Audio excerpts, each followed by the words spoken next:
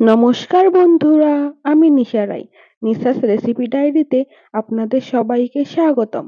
আজ আমি আপনাদের জন্য ভীষণই স্বাস্থ্যকর চিকেন স্যুপের রেসিপি নিয়ে চলে এসেছি।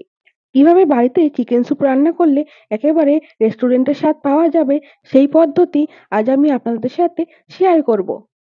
একেবারে ভীষণই সহজভাবে ঘরে থাকা কয়েকটা উপকরণ আর শীতকালীন সবজি দিয়ে সহজেই আপনারা এই স্যুপ বাড়িতে তৈরি করে নিতে পারবেন। এইভাবে বাড়িতে স্যুপ বানিয়ে নিলে ছোট থেকে বড় সকলেই কিন্তু ভীষণই পছন্দ করবে। কিভাবে অতি অল্প সময়ে এই স্যুপ তৈরি করবেন, চলুন তবে দেখে নেওয়া যাক। সবার প্রথমে গ্যাস ওভেনের মধ্যে একটা কড়াই বসিয়ে দিয়েছি, আর তার মধ্যে অতি সামান্য তেল দিয়ে দিলাম। তেল ভালো করে গরম হয়ে গেছে। এবারে আমি 1 চামচ পরিমাণ রসুন কুচি দিয়ে দিলাম। আর হাফ চামচ পরিমাণ আদা চপ করে এখানে ব্যবহার করলাম। এবারে ভালো করে নেড়েচেড়ে আদা রসুনকে ভেজে নেব। আদা রসুনকে একসাথে সামান্য একটু ভেজে নিয়েছি। এবারে আমি এখানে 100 গ্রাম পরিমাণ চিকেন ব্যবহার করলাম। আপনারা আপনাদের পছন্দ অনুযায়ী চিকেনের পরিমাণ বাড়িয়ে বা কমিয়ে ব্যবহার করতে পারেন। আমি এখানে বোনলেস চিকেন ব্যবহার করেছি। বোনলেস চিকেন ব্যবহারের কারণে খুব তাড়াতাড়ি কিন্তু চিকেনগুলো সেদ্ধ হয়ে যাবে। আপনারা এখানে হাড়যুক্ত চিকেনও ব্যবহার করতে পারেন। আদা রসুনের সাথে চিকেনের পিসগুলোকে সামান্য একটুখানি ভেজে নিলাম। প্রায় 2 থেকে 3 মিনিট সময় ধরে একটুখানি ভেজে নিলেই যথেষ্ট। চিকেন ভাজা হয়ে গেছে। এবারে আমি এখানে দিয়ে দেব জল। আমি প্রায় 4 গ্লাস পরিমাণ এখানে জল ব্যবহার করলাম। জলের পরিমাণ আপনারা একটুখানি বেশি করে ব্যবহার করবেন। 3 ভাগের 1 ভাগ পরিমাণ জল ফুটে কিন্তু কমে যাবে। জল দেওয়ার পর সমস্ত কিছুকে নেড়েচেড়ে একটুখানি মিশিয়ে নিলাম। এবারে আমি এই জলের মধ্যে পরিমাণ মতো লবণের ব্যবহার করব। প্রথম অবস্থায় আপনারা লবণের পরিমাণ সামান্য কম করে ব্যবহার করবেন। যদি পরে প্রয়োজন হয় তখন আপনারা আবার একটুখানি ব্যবহার করবেন। লবণ দিয়ে ভালো করে নেড়েচেড়ে সমস্ত কিছুর সাথে একটু মিশিয়ে নিলাম। এবার ঢাকা দিয়ে চিকেন ভালো করে সেদ্ধ হয়ে যাওয়া পর্যন্ত অপেক্ষা করব। আমি ঢাকা দিয়ে প্রায় 5 মিনিটের মতো রান্না করে নিয়েছি। এবার একটু চেক করে দেখে নেব চিকেন সেদ্ধ হয়ে গেছে কিনা। যেহেতু আমি বোনলেস চিকেন ব্যবহার করছি, তাই চিকেন সেদ্ধ হতে খুব বেশি সময় লাগবে না। আপনারা এখন দেখতেই পাচ্ছেন চিকেন কিন্তু খুব ভালোভাবে সেদ্ধ হয়ে গেছে। এবারে আমি চিকেনগুলোকে তুলে নেব। এবারে যেই পরিমাণ চিকেন স্টক অবশিষ্ট আছে, সেই চিকেন স্টকের মধ্যে কিছু ভেজিটেবল অ্যাড করব। সবার প্রথমে ব্যবহার করলাম চপ করা গাজর।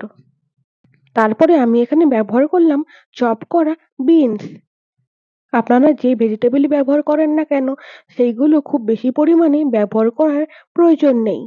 তারপরে আমি এখানে ব্যবহার করলাম চপ করে নেওয়া ক্যাপসিকাম। আমি এখানে শুধুমাত্র একটা কালারের ক্যাপসিকামই ব্যবহার করলাম।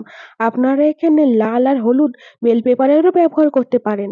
এবারে আমি এখানে চপ করা পেঁয়াজ গাছের কাণ্ড ব্যবহার করলাম। পেঁয়াজ গাছের পাতার নিচের দিকে একটু শক্ত অংশটা আমি এখানে ব্যবহার করলাম। আর পেঁয়াজ পাতা যেহেতু খুব নরম হয়, তাই স্যুপ নামানোর আগে ব্যবহার করলেই হবে। সবশেষে ঝালের জন্য 3-4টে কাঁচা লঙ্কার ব্যবহার করলাম। আপনারা আপনাদের পছন্দ অনুযায়ী ঝালের ব্যবহার করবেন। প্রায় 3 থেকে 4 মিনিট সময় ধরে সবজিগুলোকে ঢাকা দিয়ে একটুখানি সেদ্ধ করে নিলাম। ফিরে আসলাম 4 মিনিট পর। এখন কিন্তু সমস্ত সবজিগুলো ভালো করে সেদ্ধ হয়ে গেছে। আপনারা আপনাদের পছন্দ অনুযায়ী সবজির ব্যবহার করতে পারেন। চাইলে আপনারা এখানে সুইট কর্নেরও ব্যবহার করতে পারেন। এবারে আগের থেকে যে চিকেনটা সেদ্ধ করে রেখেছি, সেই চিকেনগুলোকে আরো ছোট, ছোট টুকরো করে এখানে ব্যবহার করলাম। এখন এখানে দিয়ে দিলাম হাফ চামচ পরিমাণ গোলমরিচের গুঁড়ো। গোলমরিচের গুঁড়ো দিয়ে আবারও ভালো করে নেড়েচেড়ে স্যুপের সাথে মিশিয়ে নিলাম।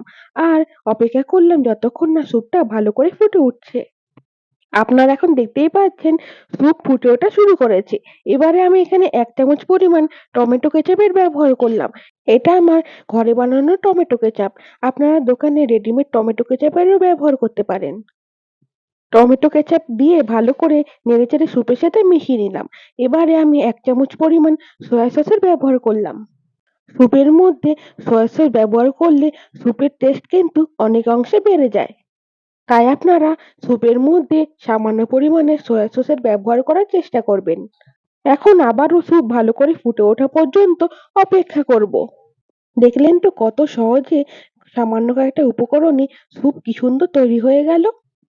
এবারে আমি এখানে ব্যবহার করলাম চপ করা পেঁয়াজ পাতা। পেঁয়াজ পাতা স্যুপ নামানোর ১ মিনিট থেকে ২ মিনিট আগে ব্যবহার করতে হবে। রেসিপিটা ভালো লাগলে অবশ্যই একটা লাইক করে দেবেন।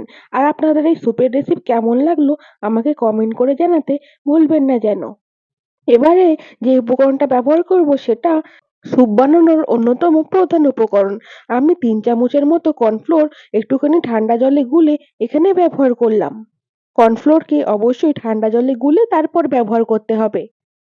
এই কর্নফ্লোরের ব্যবহারের কারণে কিন্তু স্যুপের ঘনত্ব অনেকটাই বেড়ে যাবে। সবশেষে আমি এখানে একটা ফেটিয়ে নেওয়া ডিম ব্যবহার করলাম।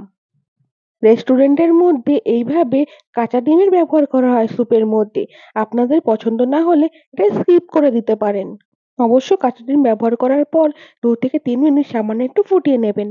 কাঁচা ডিমের কোনো গন্ধ বের হবে না আর ডিম একেবারে ভালোভাবে সেদ্ধ হয়ে যাবে। স্যুপ কিন্তু একদম পারফেক্টলি রেডি হয়ে গেছে খাওয়ার জন্য। এবার আর রেস্টুরেন্টে গিয়ে টাকা খরচা না করে এইভাবে ঘরে থাকা সামান্য উপকরণে এইরকম স্যুপ তৈরি করে নিতে পারবেন। এবারে চলুন আমার আগের রেসিপির লেটেস্ট কমেন্টগুলো দেখে নেওয়া যাক।